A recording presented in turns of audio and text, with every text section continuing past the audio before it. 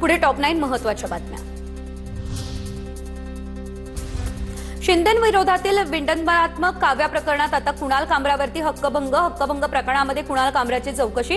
प्रवीण दरेकर आणि कुणाल कामराची साक्ष नोंदवली, मी चूक केलीच नाही, कुणाल कामराचं म्हणणं।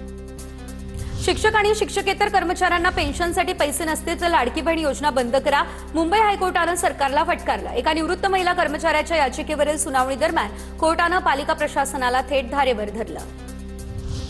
राहुल गांधींच्या विरोधामध्ये सात्यकी सावरकरांनी दाखल केलेल्या याचिकेवरील सुनावणी 13 एप्रिलला होईल। स्वातंत्र्यवीर पदवी सदाशिव रानडेंच्या चरित्रात नमूद, तर उलट तपासणीमध्ये सात्यकी सावरकर यांनी न्यायालयामध्ये सांगितलं की सध्या या प्रकरणामध्ये सात्यकी सावरकरांची उलट तपासणी सुरू।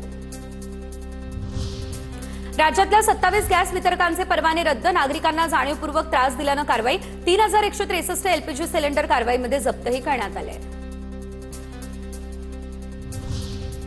शालार्थ आयडी घोटाळा प्रकरणात एसआयटीला 3 महिन्यांची मुदतवाढ। या प्रकरणामध्ये शिक्षण उपसंचालक आणि वरिष्ठ लेखाधिकाऱ्यांसह 27 अधिकारी आणि कर्मचाऱ्यांना अटक। विशेष पथकाला तपास करण्यासाठी 7 जून पर्यंतची मुदतवाढ।